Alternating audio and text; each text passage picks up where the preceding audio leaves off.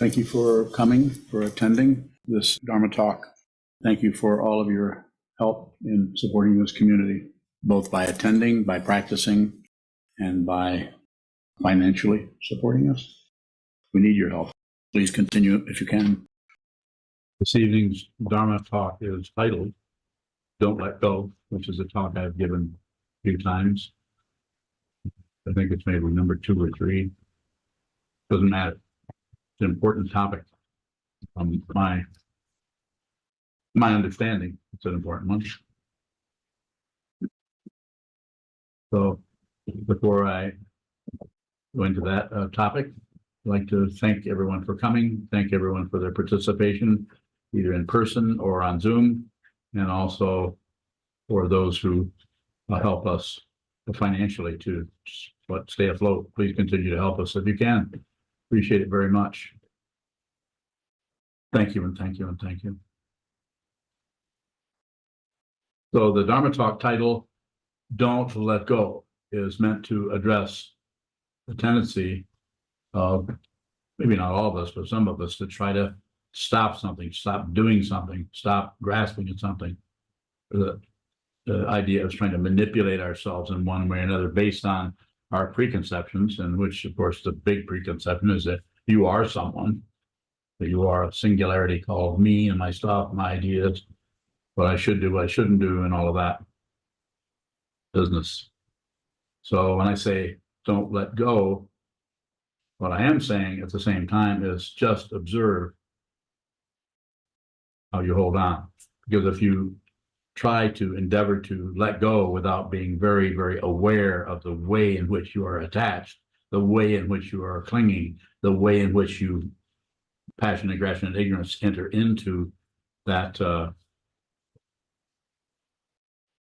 that strategy of ego to continue to remain to be an independent person by succeeding at letting go, or for that matter, failing at letting go, which might also support the self-centeredness. Success and failure, not separate. Sure look like it. And we add on thoughts, story after story after story about our failures, story after story about our successes. You may operate in the pride area, you may operate in the shame area, you may go back and forth between them. Success, failure, I'll never get this, or I think I'm getting this. I've had people come in and actually tell me, I think I got this. And I say, okay, got it. I would disagree with them, but quite often I won't see them again. Does that mean they're off having gotten this? Maybe. I don't know. I'm not interested in that. They can do whatever they want with their life. So if you let go, the idea here is if you have some success in that area, the difficulty, it's not that you haven't released something or dropped something a little bit, dropped your attention to it, but the issue that comes up is it happens quite often in the conceptual area. You're not really seeing the clinging itself. You're seeing your idea about the clinging, and you try to drop the idea about the clinging, which is actually doable. But the actual attachment or clinging or fixation cannot be dropped by a dropper, by someone who is doing that. Or if you think otherwise, then please continue to practice. Look at your own situation. Maybe you don't need a teacher to tell you anything. It's up to you. I think if you're here, probably you're at least interested in this. I don't see any totally new people here. So you've been coming for a while. This doesn't mean that we don't really observe and see the way we have a clenched fist around a particular thing. Quite often, the very clenched part of it is what we need to look at. That's what we need to look at, rather than trying to artificially let go or stop doing that. Or there's a lot more than when you're attached to something. There's not a lot more than just this. There's this, and there's this, there's this, there's this. There's lots of different areas that the attachment or the fixation is operating in, and some are, you could say, conceptual, emotional, fear-based, hope-based. Very, very complicated.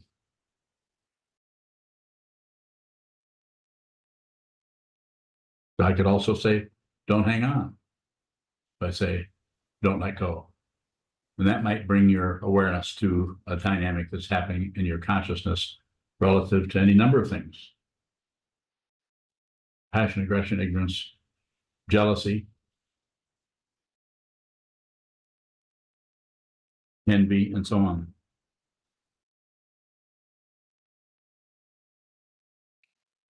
This kind of teaching, this way of teaching, is not going to work very well for anyone unless there's a lot of awareness practice, a lot of sitting practice, so that you're actually watching the comings and goings of the apparent self-centeredness, the apparent ego, the one who thinks there is something, the one who thinks there is an other that needs to be stopped, an other that needs to be grasped, or an other that needs to be just forgotten about or dismissed. Not a problem. Not worried about that. Distraction. And so obviously, maybe not so obviously, but what is being taught here is awareness, not getting somewhere, not controlling anything, not ignoring anything. Just observe, just be aware of what this is. If you get into deep levels of this, and I use the word levels, not that there are levels, but sometimes it appears that way.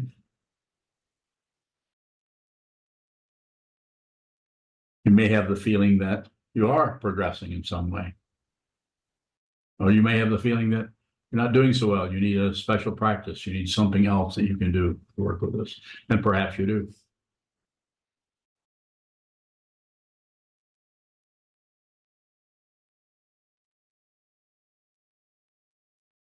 Have some questions, or I can keep rambling along.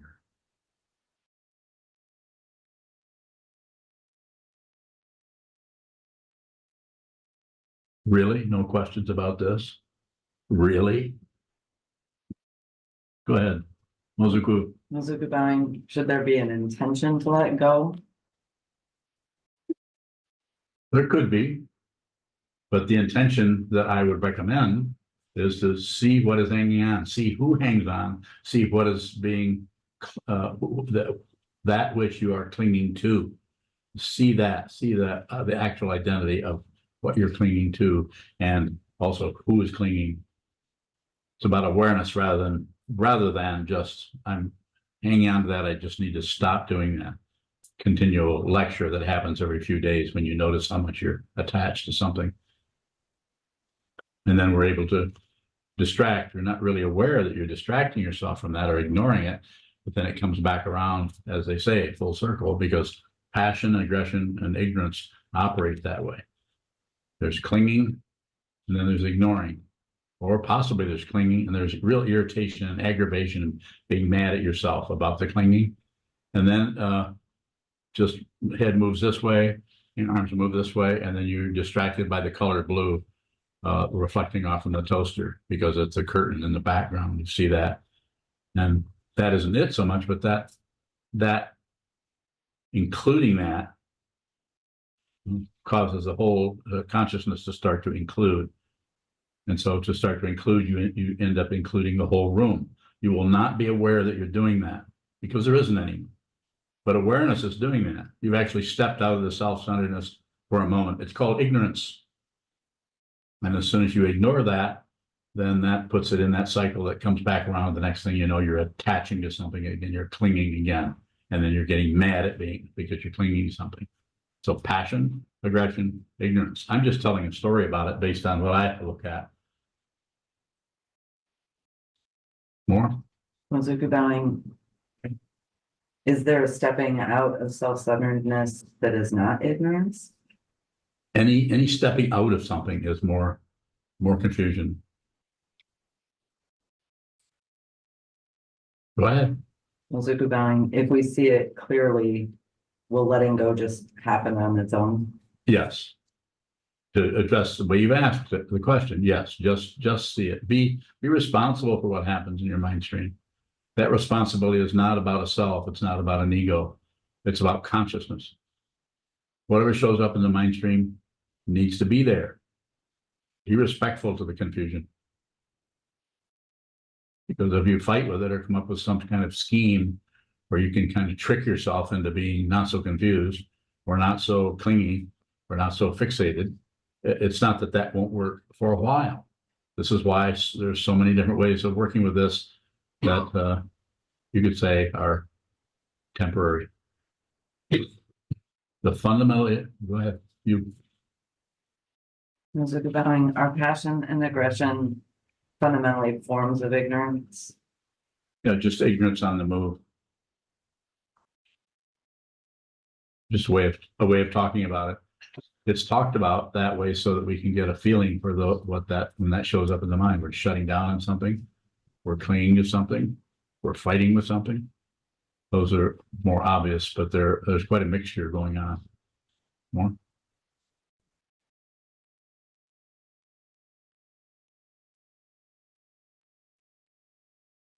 Anyone on Zoom? Doesn't seem to be anyone in here in the Zendo that has a question.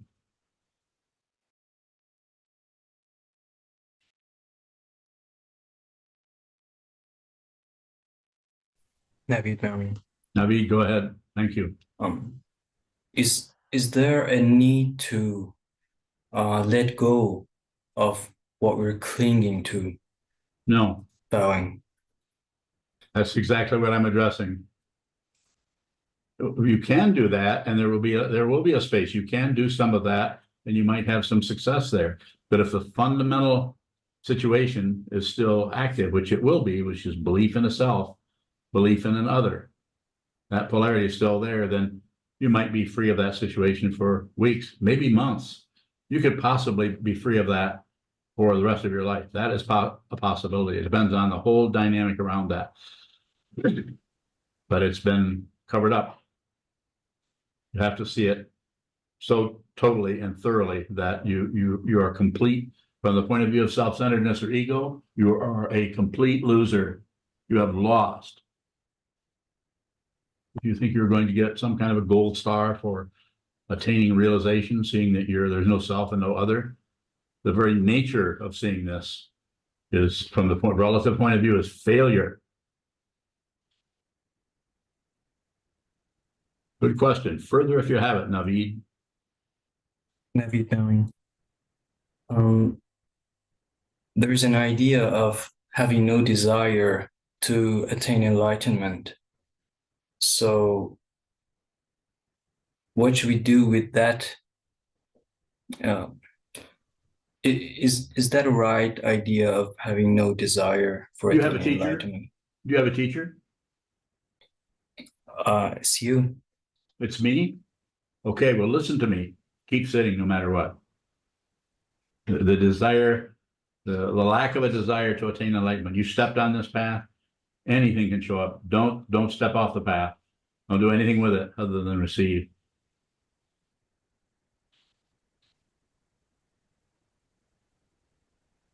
More? You're not right now.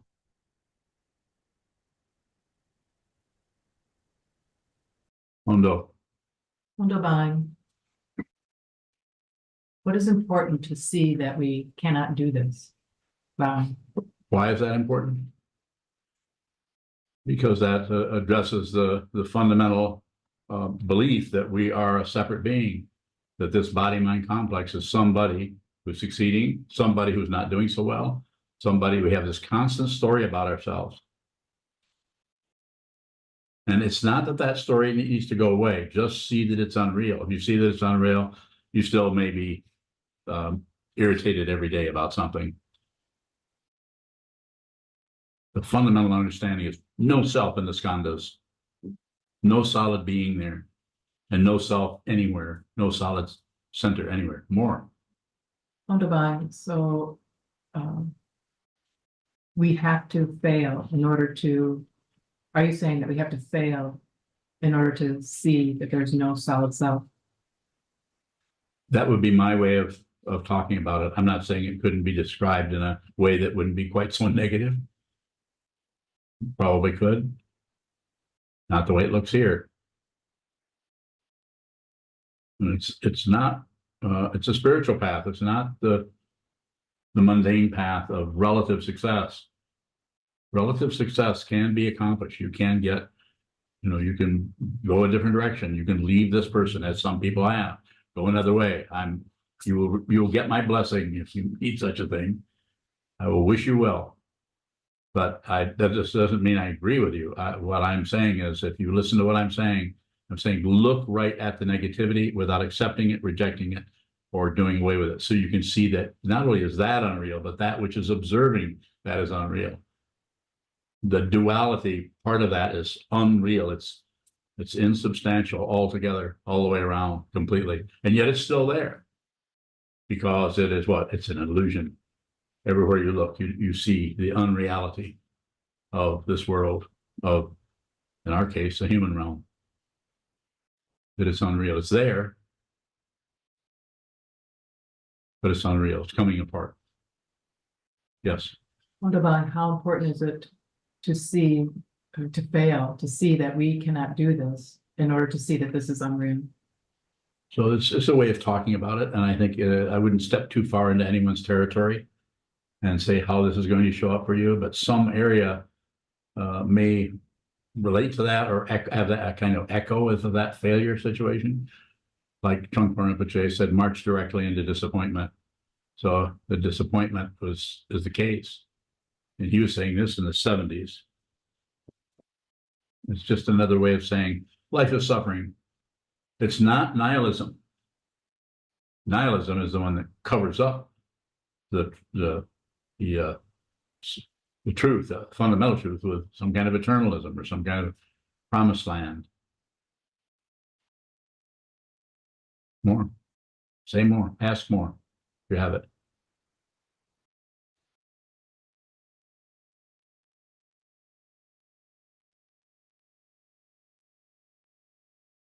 You should. True valuing. If we have a tendency or we notice an action that seems to be harmful to others that we do, Yes.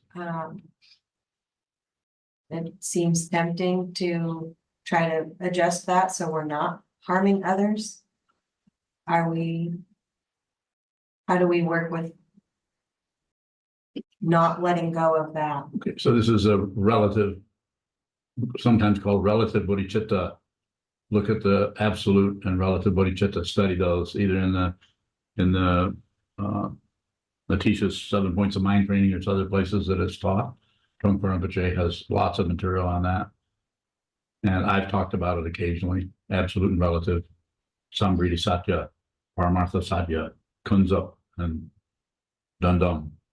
Is I think it's the Sanskrit. I can't remember. You know? No? So you can work with it relative. It's the trying to use that to create some kind of result rather than be a benefit to others. In other words, back off a little bit from some activity that you may be doing to others that is causing them more difficulty. So a little bit of that would be workable, but it needs to be together with a lot of sitting meditation, because otherwise you'll start to get credit for being such a wonderful bodhisattva. And you find out that you're doing that so you can feel better about yourself rather than you can fundamentally help someone else by not stepping into their territory, meddling with them in any way. It's extremely hard to do. Did I get close to what you're inquiring about? So I would also say, as Suzuki once said, not always so. You can't find anything that's always the case. So you could use what I'm saying here, don't let go, but that's not always true. There might be a time when you actually need to do it, but it's, as I've said a few times, many times, it's situational. When you're in the situation, you're just receiving the situation, you might find that you need to actually take that approach. You need to just let go of something, but it needs to be the situation that's showing you that, which you are slowly training your mind to do by observing the wall, by watching the wall and watching your own mind stream concoct this story after that story after that story, without interfering, without correcting, without shutting down. Just receive, receive, receive. Difficult more. Going in a different direction, how does movement support or fuel the illusion of a self. Are you referring to when I say watch what moves in the mind stream? It just covers it up. It makes it more solid, more believable. Whatever's happening, if it's moving from this way, it's transitioning from this to that. Just that movement is, you could say, it kind of hypnotizes the self-centeredness into thinking something's actually happening. I'm moving. If you're doing sitting meditation and you continually scratch your ear or something, or shift this way and that way, which I do a lot of, by the way, this may be obvious if you watch me at all, move around a lot, that actually interrupts the stillness with some kind of movement. Seems to be necessary to sit very, very still, be very, very quiet, but actually watch the movement and the noise of the mind stream. Watch that movement continue to happen so that you can get. So there's a possibility you would see that there's no one, the consciousness is, there's no identity there seeing it. There's consciousness that's doing it, but it's not a solid identity that is attached or has as a credential this body. As Dogen said years ago, drop off body and mind. He didn't mean get rid of it, just means look at the attachment there. Look at the attachment to our mind, our thoughts, our ideas, our opinions, our judgments.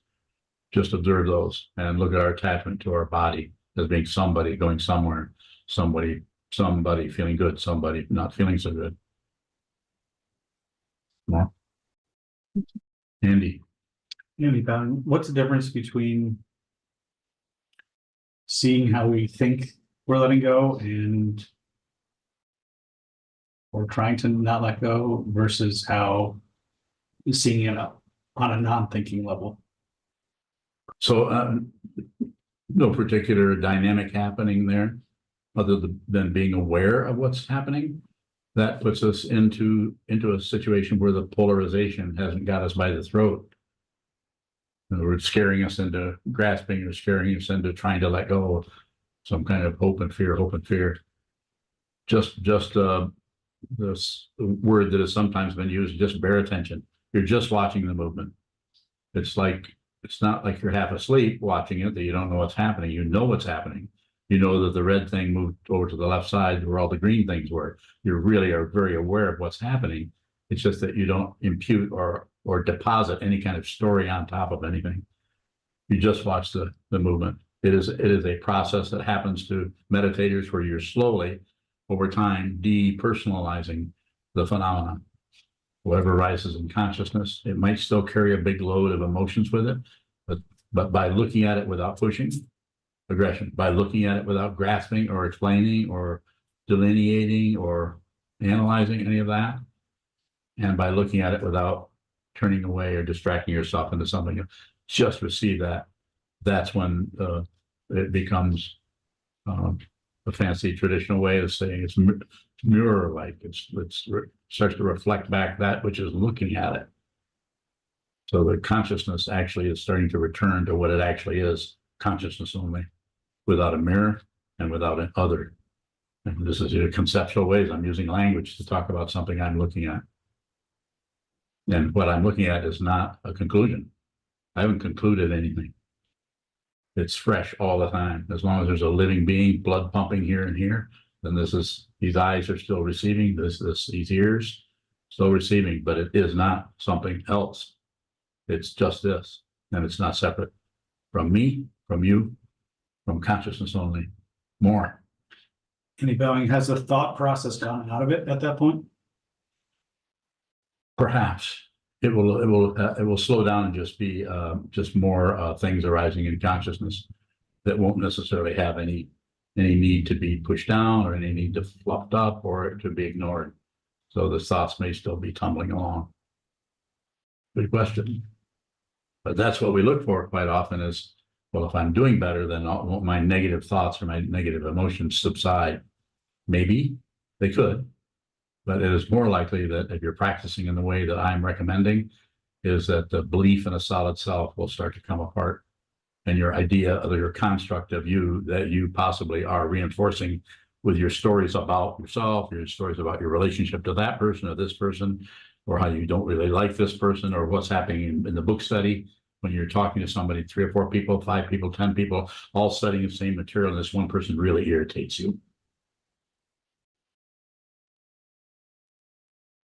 Please just look at that. Don't necessarily look at the irritation for a reason to leave the book study and study with someone else. Why would you leave the Dharma when it's staring you right in the face? What is the Dharma? Life of suffering. And it's being dished up right to you by what? Other people who are studying this incredible teaching that goes back to the 2,500 years to the time of the Buddha himself.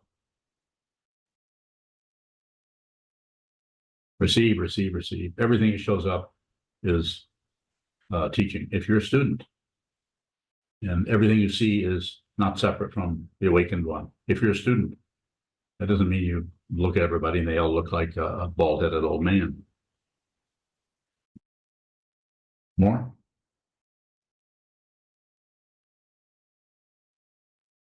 Sokuzan, why don't I have control to actually let go? Well, there isn't anyone. Now, you can do it partially. You can let go. You can leave the state. You can change your mind in some ways. You have some say so about the mind, but you don't have any fundamental say so because you didn't even decide to come here. Although there are people that teach this differently. So I'm saying that you just show up and you're given a name and you're trained from the time you're a child to do this, don't do that. Don't hit your brother or get away from your brother so he doesn't hit you. Could be any number of things that create the illusion that we are somebody going somewhere. And so coming back to your question, what is it? Again, Sokuzan, can I rephrase it? you certainly can. Please do. What is the nature of that fundamental attachment that's different from the idea that I can detach from? Yeah, they're both the same.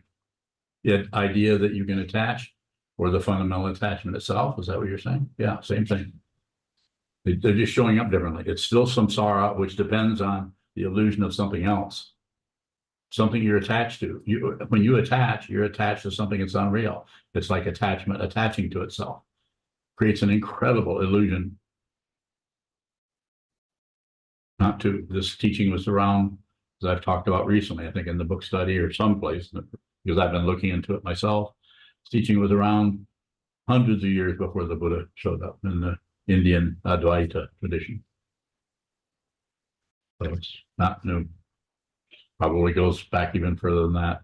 Beings have been born that are able to see through whatever that the separation that is assumed by this and this separation that's happening across the table or across the campfire. Not to. Nor are we all one. That's quite often people who study this Advaita or non-dual teachings start concluding that we're all one. Also misunderstanding. I'm sure it's said with good intention, but it's not particularly helpful. No position, which is also a position.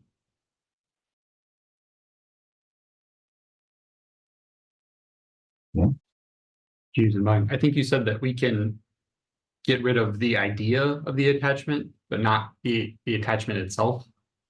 Sort of, it's like you can feel like you've detached from something. You're not no longer attached. And that may go on for quite a while until some kind of hidden weather, some kind of hidden lightning bolt comes down that you have no say-so over. And you don't even have the illusion of the say-so. Comes down and strikes you, and suddenly you're right back in the same whirlpool or whirlwind that you thought you got out of because you bought into relative truth and had relative structures that protected you for a while, 3 weeks, 8 weeks. But as soon as the natal whatever hits, the transiting this hits the natal whatever, suddenly you're in another cycle. That's just a way of describing cycles. It goes around. You have to see the cycles. All you have to do is see them. If you see them, then consciousness is liberated. But you have to see them, and there can be no mistake about it.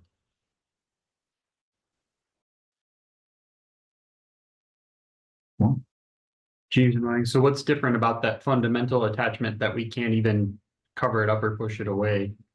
The attachment to a self,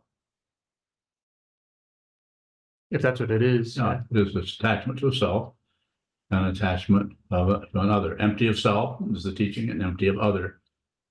Empty of other is the teaching that we're using in this particular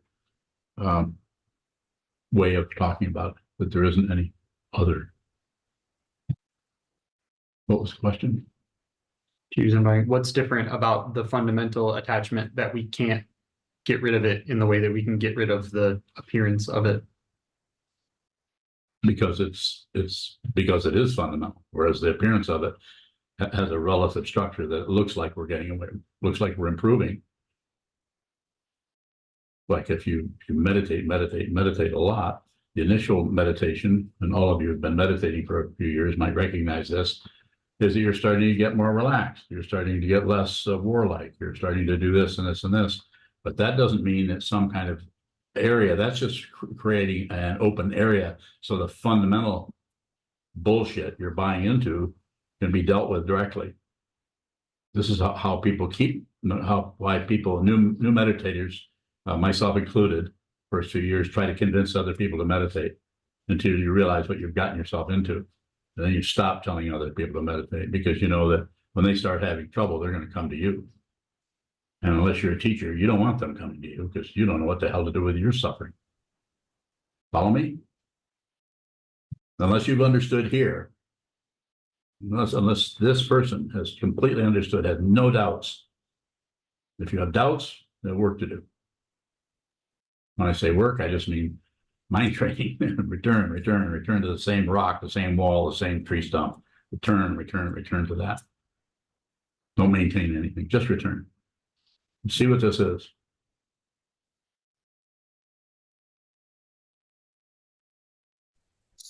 Bowing. Go ahead, you. I think you said before, don't let go. Actually, there's nothing to let go, if I can recall that correctly. I'm wondering if that is correct. Letting go and not letting go, are they paths? Just the path to just continue, Bowing? So one person letting go and another person not letting go. There's so much, the chemistry in there is so complicated. So to just say that very simply, it sounds like we would all be talking about the same thing. So my way of talking about it to you today anyway is don't let go. Just watch how you hang on. I'm also saying don't hang on. Don't do anything with it. Don't let go of it. Don't hang on to it. Just observe whatever it is, and then it will show you in its own, it will show its own way of gripping onto something so that you don't miss it. And by watching that, looking at that, observing it with no agenda about it. Now, that doesn't mean an agenda wouldn't come up that says, I need to let go of this. You might be chattering at yourself all along, trying to let go of something that is distressing you or in your life or your fellow human beings. It's the polarity part that makes it so difficult for us. We think there's a right and a wrong, and it should be and it shouldn't be.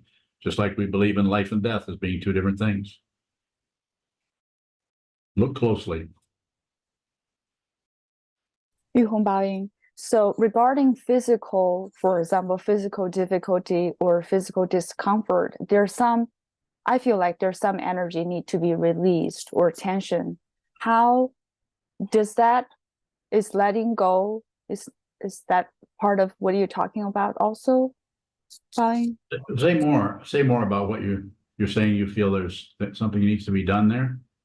Bowing. Yes, for example, I notice certain parts, of my body has the tension. I have the idea to heal that part. Could it be some energy or a blockage? So in that way, I sort of have the feeling of some energy is moving or some tension is released. Okay, what's the question? My question is that a physical letting go is wrong on this path? No, it's not. No, you should trust yourself. That's why there's no standard I can't give a standard. The only standard I can give to any of you is observe, see what this is, use your awareness as much as you can so that you can see what this is. And what you will likely see is that you can't really understand it in the relative way. But if you switch into the thinking process, the analytical process, then you have all kinds of equipment there to push, pull, shut down, open up, and do everything but levitate. So I'm saying in your situation, the way you're asking the question, I would say continue to do that. That will find its own equilibrium, its own balance. But the most important thing I can tell you is try to sit still a lot, train your mind, hold still, meditate, sit down, hold still, watch the movement of the mind, so that when you watch the movement in your everyday environment, there's a lot of awareness around what is happening rather than a lot of judgment or accusations or blaming happening there, either towards yourself or towards others. No one is fundamentally to blame for anything. Thank you, Bowing. I also have another question about intention. Okay. Follow up what Junchi asked about, I think, I can't remember exactly what she asked, but my follow-up question is, if I have a good intention, however, maybe I have a tendency to help or interfere with the person's karma, not really for my own credit. It's just the intention is good for that person, instead of thinking that person's need more towards myself, but not really for credit.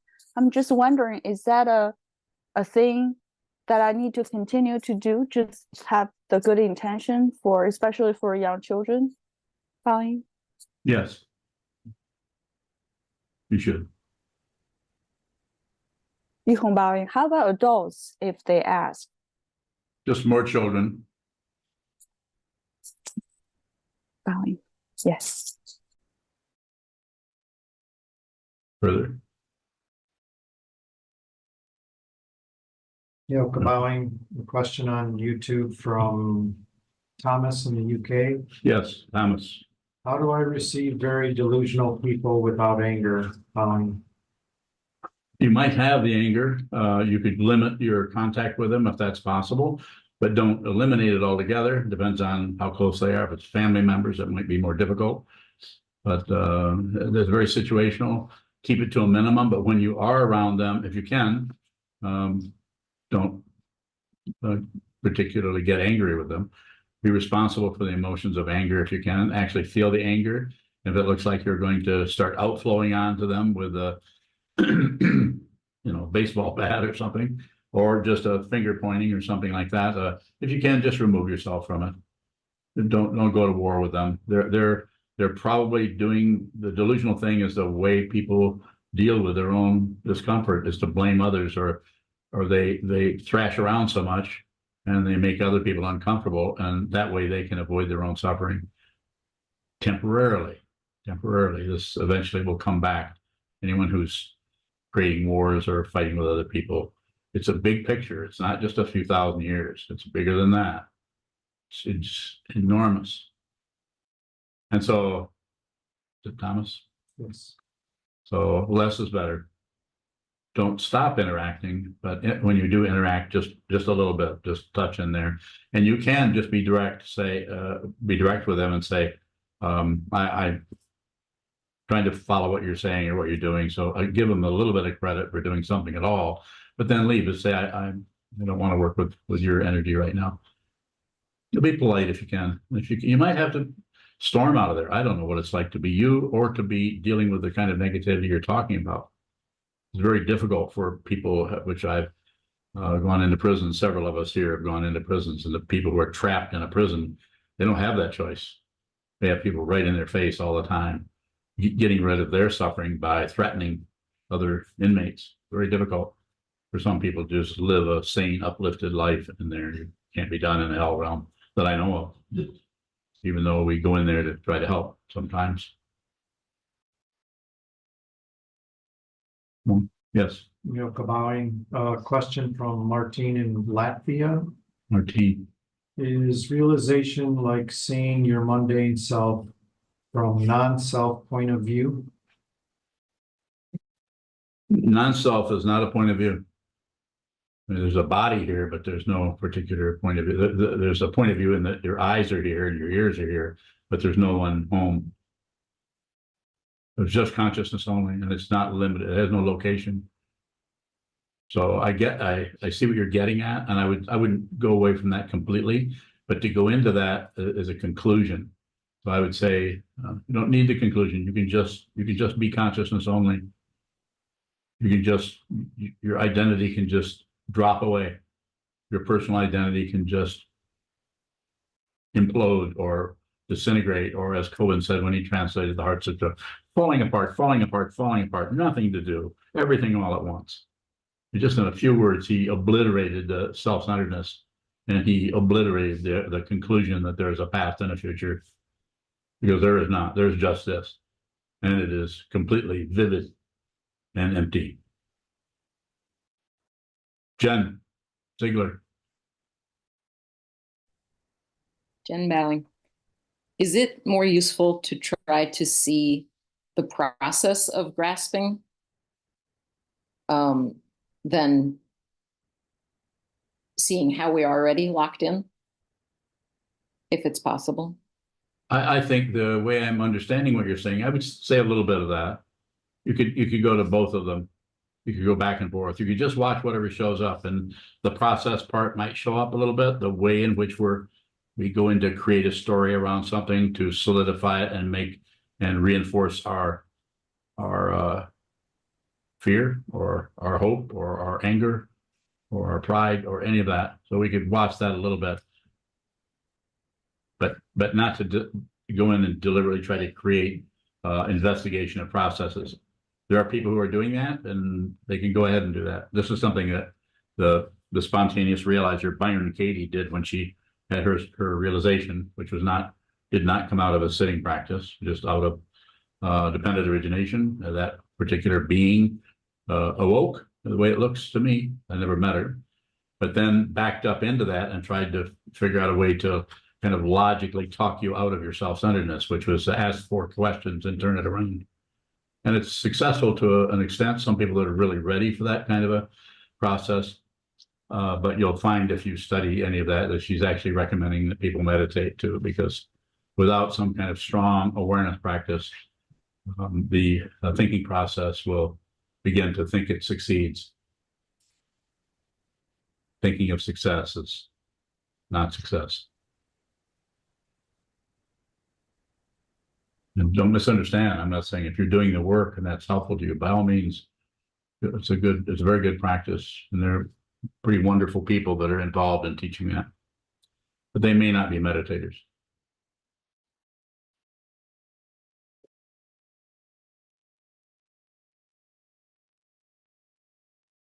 Further question?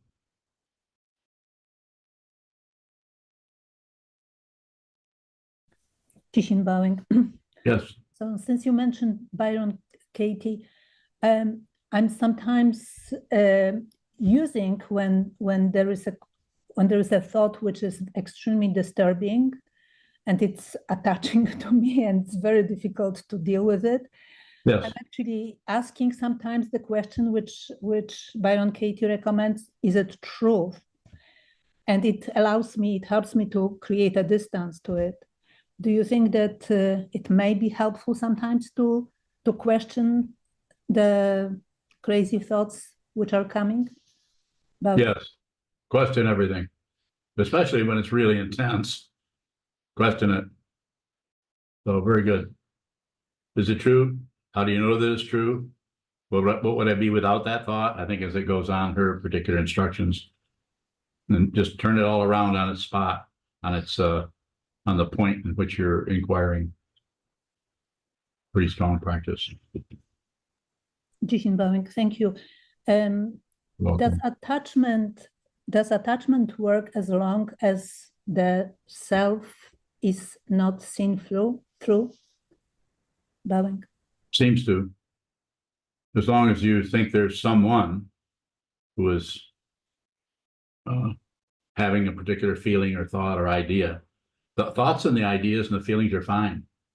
They're going to arise in the consciousness. And if there's human form here, then there's going to be a consciousness.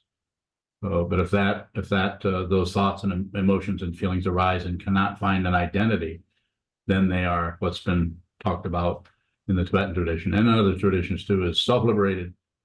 They come up and they're sharp and they're pointed and they don't feel so good. They may even stink, but they just don't last. They just come apart. And the consciousness observes that.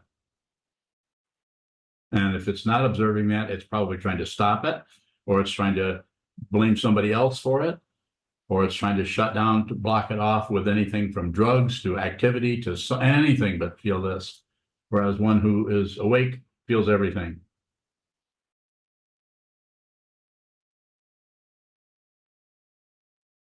Sensuality. I have trouble tracking the mechanics of my clinging to whatever. That's awareness. Is it a problem though? No, we've talked about this before. No, it's not a problem. Did I pronounce that word correctly? Did I say problem or problem? Good. What is it you want to know? There's something you want to know? I think I'm wanting to know if what I'm doing is enough. It is. You're here. You're a fully ordained monk. You're a therapist. You work with your mind and you work with other people's minds all day long, every day. That's enough. Just don't stop. Keep going, keep going, keep going. Sit as much as you can. Sit as much as Rumi will let you. Or Chiezan. I think he's with Rumi right now and you're here. So that's something pretty good. More? Question? Thank you. Further question? Never watch. Oh, yes, I do. Should we close or is there further questions? I'd be happy to just close and go another direction if you have no questions. People are dropping off here. I can see we had quite a few more people and they're all going other directions. So maybe you'd like to end? Yes. You have a question? No. Okay. Anyone? Yuhong Baoying.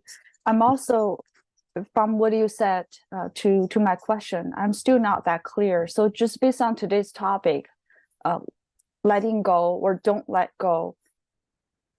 And you also mentioned situation is the best teacher. So how can I not be fixated on either of the idea? Just aware, Brian? Yes. Just aware. Sit a lot so that the consciousness and the thought patterns and ideas and emotions that are rising in the consciousness, that there's going to be a lot more space around those thoughts. You could call it consciousness. I wouldn't call it anything in particular, but I just call it space. So there's more spaciousness. The ego will not like that. The self-centeredness does not want to not know. And the ego mind will try to grasp at anything, an emotion, a feeling, so that we can be right and so that we can hold court and we can accuse, maybe even accuse towards ourselves, but accuse something, blame anything, but to just be in the midst of the confusion, which is what you're describing. And I'm saying that's how it's done. Don't stay there, don't maintain it, but don't necessarily try to run away or escape it. Just receive it. Whatever shows up, you hum. Whatever shows up, that's it. Whatever shows up. I'll say it again. Whatever shows up in your mind, in the mind of a meditator, whatever is showing up needs to be received, not judged, not evaluated. Put no condiments on it. Just receive it. Receive it just like it is. Just receive it. Just like breathing in air. Just receive it. Receive this incredible world without fighting with everything, missing your life. Won't miss your life because you're going to be back again for another tour of duty here in this 6 realms, more than likely. There's no condemnation or prediction going on, but that's how it looks. See the circles. Yes, sir. Choose in mind what attaches to a self. What attaches to it? The illusion that there is something to be attached to. Consciousness attaches to an identity and becomes an identity, and then attaches to other things to reify that which is attaching. It creates that whole matrix of other. So we fight with some other, and others we really want, and others we want to make love to, and then others we want to get rid of them, get out of there, get away from them. I don't like them. They smell bad, or they act bad, or but almost everything that's happening there is a projection that you're projecting onto them. Whether it's grasping in love or desire, or whether it's something you want to own, or something you want to accomplish or do. All the polarities. Just the second noble truth, desire. The cause of the first noble truth is suffering or discontent or difficulty, is we want something else. And the way we work with that, according to the Buddha, is to train our minds to see clearly, so we are no longer deluded by the illusion of duality, that we actually see that everywhere we look, this is you, this is you. I'm looking at myself. Everywhere I look, I see myself. I'm not saying I don't also see Sokuzan or Andy or Sentia. Of course I do, but that's an illusion. What I'm actually looking at is not an illusion. What is it? Not separate. I can't say it more simply. You can't see anything else. All you see is your own self, your own heartbeat everywhere. It's not even a heartbeat. That's kind of a romantic idea. You see it. No more war with anything. No more peace with anything. There isn't anything else. Michelle. Michelle Vine, where is that warfare? Where is it? Well, it has temporary locations everywhere. It's located here, mad, upset with him, what he said or did, or about her. But she's going to have to stop doing that, or I'm going to have to do this or that. So it's in the consciousness that is assuming there is a self and an other, that there is the simple self and other is I'm here and other people, but then an even more simple I and other situation is the one that Shodo, who's in the third day of a 30-day solitary retreat, which everybody is encouraged to do. If you can, if you have the time. He's in solitary retreat this is second one, I think, maybe third. I don't know how many retreats he's done, but he's in there, and the only other he has is his own thought patterns, his self, who he is, who he thinks he is, and who he thinks everything else is: the birds, the trees, the sun, the stars, the clouds, and the noise from the traffic going down M78. More?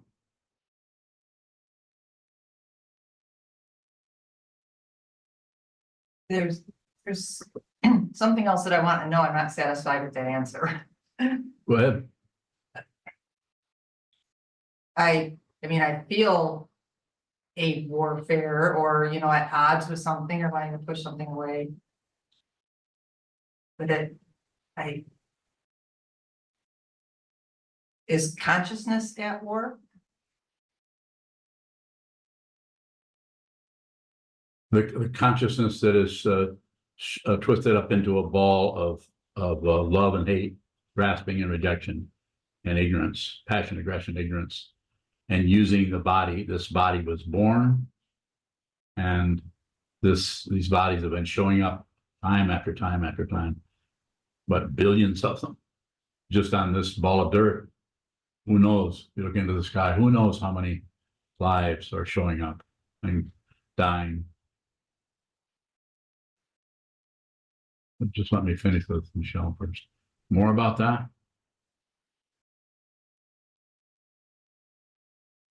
Go right to the question. What is it you want to know? What would you like that I could respond to? Keep it very simple. What do you want to know? And I will be as direct as I can. I won't even have to think about it. I'm not sure what I want to know. It's a good response. Don't ever fill that in with knowledge. Don't substitute anything for the fundamental truth. When you say, I'm not sure what I want to know, don't settle for anything. Don't settle for my words, for anyone's words. My words are here to encourage you to see this yourself, not to believe what I say. I don't need any reference point from anything. There isn't really anyone here at this point.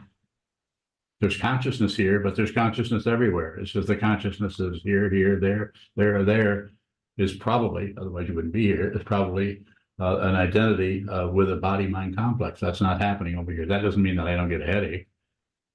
Doesn't mean that my arthritis isn't bothersome. But it's not happening to an individual. No, that I don't know. That's wisdom. Just don't put anything in there. Stay open. And when I say stay, I don't mean maintain. I'm saying return to that openness. Return to I don't know. Good luck. Geez, and right. Does the concept of a self solidify consciousness? The idea of being a person that we get from our personality and our abilities and our handicaps and our description of how we look in the mirror and what other people relating to us as we're somebody, we're someone's brother, sister, or father, mother, all of that, all those dynamics reinforce the illusion that there is some solid being. But the strongest one is just hands and arms. Everything we see, it looks like there's someone here. And this is why I say, go look in the mirror, look, spend 10 or 15 minutes or more looking in there and say, who is this? Who am I? What is it? And who is it that I'm looking at right now? What's the other end of your question there? Geez, and mind. Does the concept of a self solidify consciousness?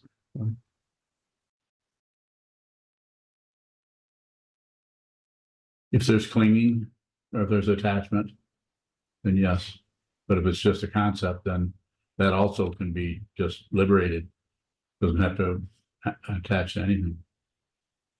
This is done in the Hindu tradition. This is done in a different way where they actually think about higher self, a supreme Atman. We're not particularly doing that as students of the Buddha's Dharma. We aren't doing anything for the self. Whereas they're doing something there.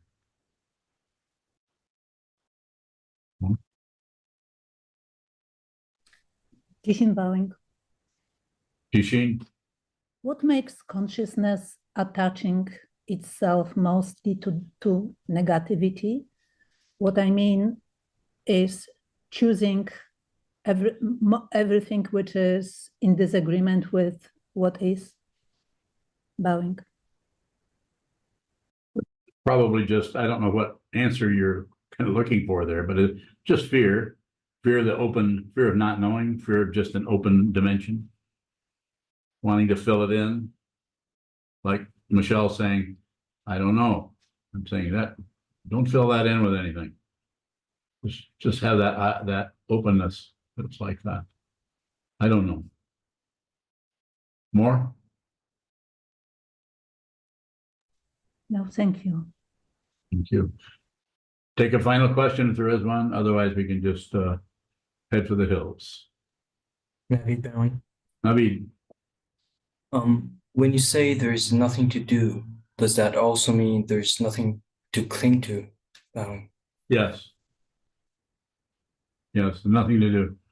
There isn't anything separate. That doesn't mean it won't continue to look separate and magnetize you, but you'll see that it's, and you might even go to that. You might even go and eat that or indulge in that or something. You might go ahead and do that, but you'll do it also knowing that it's unreal. So you also, when you see that it's unreal, even though there is a desire, that's when I talk about the 12 links in the chain of existence. I talk about that as you don't have to cut through desire. The desire can be there. It's just that when you turn the desire into grasping, that's the difficulty. I think it's I don't know which link it is, but you can look it up. So it's not about getting rid of desire. It's not about getting rid of attachment. You don't have to get rid of anything. You have to see clearly what it is. If you see there's no self and no other, then the self that we thought was there, that consciousness has everything it wants all the time. It is completely fulfilled. Good. Thank you so much. Hi, this is Jiezan, the prior at Sokukoji Buddhist Monastery. Sokuzan offers these talks without expecting anything in return. If you value these talks and would like them to continue, please visit our donate page at www.sokukoji.org. Thank you.